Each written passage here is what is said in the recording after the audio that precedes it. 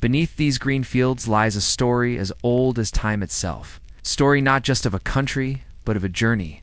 Journey through blood and fire, through unity and division, through invasion and endurance. This is the tale of how England was forged. It's not by a single man or a single battle, but by centuries of chaos and change. To understand England, we must first go back to a time before England even had a name. 12,000 years ago, as the last ice age retreated, people first crossed into these islands. Hunters, wanderers, survivors. They left their marks in the land, mysterious earthworks, barrows, and circles of stone. We do not know for certain why it was built temple, observatory, tomb. By the time the Celts arrived, Britain was already a patchwork of tribes, each with its own language, its own gods. Its stones, some dragged over 150 miles, show us a people determined and ingenious. Their warriors painted themselves for battle. Their druids ruled through ritual and wisdom. Stonehenge, the most famous of all, still guards its secrets. Millennia passed. The forests thickened, and the first farmers began to clear the land. Roman roads cut straight through forests, marching from Londinium, modern London, to every corner of the province. The Celts brought new art, new stories, and the skills of metalwork. The Romans brought with them more than just soldiers. They brought writing, administration, architecture, and a belief in order above all. The battles were fierce. The resistance, led by kings and queens like Caratacus and the legendary Boudica, was desperate. For as Rome weakened, the storm clouds gathered again.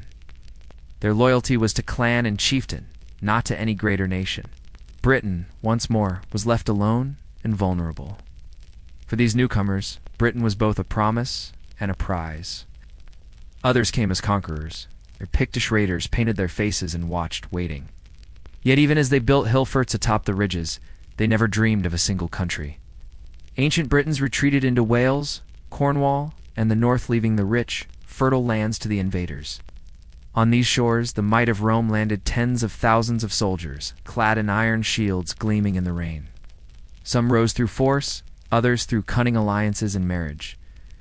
Rivalry was constant. Battlefields became the crucible of power. By 100 BC, there were dozens of tribes across Britain, sometimes trading, often fighting, ruled the land as Bretwalda, the overlord of all the English. The old gods Woden, Thunder, Tiwa gave way to a new faith, carried by missionaries from distant lands. The island itself began to change, its forests cut for farmland, its rivers marked with new boundaries. Across the narrow sea, tribes were on the move. The Angles, the Saxons, the Jutes. Their homelands, what is now northern Germany and Denmark, were troubled by flooding, famine, and fierce competition. The names of their kings, Cassivelaunus, Caratacus, Boudica, would become legend.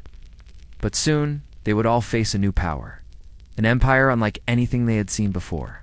By the 6th and 7th centuries, the land once known as Britannia was divided into powerful Anglo-Saxon kingdoms, Northumbria in the north, Mercia in the Midlands, Wessex in the south, and others. Kent, Essex, Sussex, East Anglia. In the year 43 AD, the world changed. Britain was to become a province of Rome. The conquest would not be easy, nor would it ever be complete.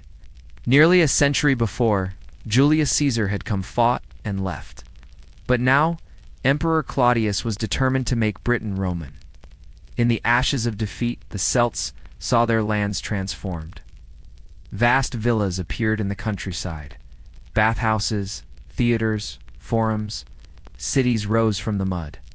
For almost 4 centuries, Britain was Rome's western frontier. Yet beyond Hadrian's Wall, the wildlands remained unconquered. Inside the province, life grew comfortable. By the early 5th century, the legions marched home. When the Romans left, the light of civilization seemed to flicker and fade. To the west lay a land weakened and divided. The invasions did not come all at once, but wave after wave. Some came as mercenaries, hired to defend local kingdoms. Villages were burned. New settlements sprang up. Soon, a new language spread across the fields, the language we now call Old English. Pagan gods were worshipped in sacred groves. Out of chaos, new order. This was the time of the Heptarchy, the rule of 7. Each kingdom had its own king, its own warriors, its own laws. But amid all the conflict, a new idea was born, the idea that one man might unite them all. It was an age of ambition, but also of faith. In the year 597, a man named Augustine landed in Kent, sent by the Pope to convert the pagan English. At first, the message was met with suspicion. But over time, the words of the missionary spread, and kings began to see the power of this new faith. Churches rose where sacred groves once stood. The written word returned to Britain in the form of Latin. Monasteries became centers of learning, preserving knowledge in a time of darkness. Christianity brought not only salvation, but unity, a sense that the people of these divided kingdoms shared a greater destiny. Power in Anglo-Saxon England was always on the move. Northumbria ruled for a time, its kings dreaming of empire. Mercia rose, ruling much of the land from the heart of England. Wessex in the south watched and waited. At other times, old feuds tore the land apart. But the English were learning slowly, painfully, what it meant to be one people. Every kingdom had its moment, but none could hold the crown forever. Sometimes, unity seemed within reach. No warning, no mercy. Monasteries burned, villages were plundered, the wealth of centuries carried away in a single night. They would soon be tested as never before. From the frozen north, a new terror was on its way out of the north. From icy fjords and storm-swept seas came a new terror, the Vikings. They carved out great swaths of land, the Danelaw stretching across the heart of England. Here, Norse law ruled, Norse gods were worshipped, and the English way of life was changed forever. They arrived first as raiders, striking with brutal speed. Lindisfarne, in 793, was the beginning. For generations, the coasts of England would know no peace. Against all odds, the English held their ground. The Viking threat was broken at least for now. He trained his men, fortified his towns, what he called burhs, and waited for the right moment. For the first time, there was hope that the English might endure. But the Vikings did not just come to steal, it came to stay. It seemed England might vanish, its kingdoms consumed by the Norse tide. But in Wessex, one man refused to surrender, called himself not just King of Wessex, but King of the Anglo-Saxons. By the year 927, for the first time in history, one man would be crowned King of all England. Through diplomacy, battle, and vision, he brought all of the English kingdoms together. Alfred, a young king, fled into the marshes beaten, hunted, nearly broken. But from those dark swamps he plotted the comeback of a lifetime. Enemies circled at the borders. Rebellions threatened from within. His son Edward, his daughter Thelfold, Lady of the Mercians, and his grandson Athelstan would continue the work. For the first time, England was more than a dream. It was a living nation, united by crown, law, and faith. But as his exhausted army turned south, William's Norman fleet crossed the Channel. Through cunning, patience, and hope, Alfred rebuilt his forces. In 878, at the Battle of Edington, Alfred met the Viking king Guthrum in battle. Alfred forced Guthrum to convert to Christianity and sign a peace. Castles, stone fortresses never seen before in England rose over every shire, symbols of power and control. Alfred did not simply fight, he rebuilt. He invited learned men from all over Europe to revive learning and the written word. He believed that a kingdom must be strong in mind as well as sword. He laid the foundations for law, for education, for a new English identity. The kings who followed battled Norse invaders and internal rivals, yet nothing prepared England for the fateful year of 1066, a year that would remake the kingdom forever. Out of conflict, a new English identity was forged. The crown was up for grabs. 3 men claimed it: Harold Godwinson, the powerful English earl; Harold Hardrada, the fierce king of Norway; and William, the determined Duke of Normandy. At Runnymede, he was forced to seal Magna Carta, a document that limited the king's power and gave birth to the idea of rights for all, not just the ruler. When he died, his dream did not die with him. One by one, the remaining kingdoms were joined, either by alliance or by conquest. The Black Death swept the land, killing half its people, but also breaking old systems and sowing seeds of social change. The language of the peasants became the language of the kings. Athelstan, the grandson of Alfred, fulfilled his family's destiny. Each Wavecelt, Roman, Saxon, Viking, Norman left its mark in our words, our laws, our spirit. In 927, at Emont Bridge, the northern kings bowed to Athelstan's authority. Yet even in this moment of triumph, the struggle was never over. But the idea of England, one people, one land, was now too powerful to destroy. The unity that Athelstan forged would be tested again and again. When Edward the Confessor died, he left no clear heir. Harold Godwinson defeated the Norwegians at Stamford Bridge in a brutal clash.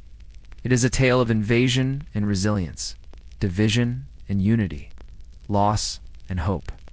On October 14, 1066, at Hastings, England's fate hung in the balance. Every brick, every name, every tradition echoes with the footsteps of those who came before. By sunset, Harold was dead. William stood victorious. A new king, a new order. The Norman Conquest had begun. William's conquest was not just a change of rulers, but a transformation of society. Norman lords replaced Anglo-Saxon nobles. French became the language of the court, the law, and the elite. Blending with Old English to sow the seeds of our modern tongue. William ordered a survey of his new realm, the Doomsday Book, a meticulous record of every field, every cow, every villager. What part of England's story should we explore next? Tell us in the comments below, and join us next time as we bring the past to life, one legend at a time. The feudal system bound lord to vassal, peasant to master. Life was hard, uncertain. Yet over time, the cultures blended. Saxon and Norman, conqueror and conquered. In 1215, another crisis gripped England. King John, stubborn and greedy, drove his barons to rebellion. Though its promises were often broken, Magna Carta's spirit survived. The roots of Parliament grew deeper, giving a voice, however small at first, to the people. Through plague and war, famine and revolt, England's society changed. By the late Middle Ages, something remarkable had happened. Chaucer wrote the Canterbury Tales not in French or Latin, but in English. England had become a kingdom with a single monarch, a single law, and finalia, a single tongue. A new confidence stirred. Kings and queens began to look outward to the seas, to the New World. The idea of England was now real, shaped by centuries of conflict, compromise, and survival. The England we know today was built on the foundation of these struggles. From scattered tribes and rival kings to a global power, England's story is one of endless adaptation. Its influence would stretch across the world, sometimes for good, sometimes not. But its journey began here on these ancient fields. How was England formed? Not in a single moment, or by a single hand, but through centuries of struggle and hope, pain and progress. It is a story still being written as new generations find their place in the tale. From ancient stones to mighty castles, from divided tribes to a united nation, the rise of England is the rise of a people, and the beginning of a legend that changed the world. From mist-shrouded stone circles to crowded city streets, the story of England is still unfolding. This island has witnessed conquerors come and go, but its spirit, shaped by countless voices, endures. Today, England stands as a testament to the power of adaptation and identity, but the past is never truly gone. It lives in the language we speak, in the laws that guide us, and in the stories we tell. As we look to the future, we remember that England is not just a place, but a people forever shaped by history, forever writing the next chapter. This is the story of England, and it is far from over. If you enjoyed this journey through time, don't forget to like, subscribe, and share.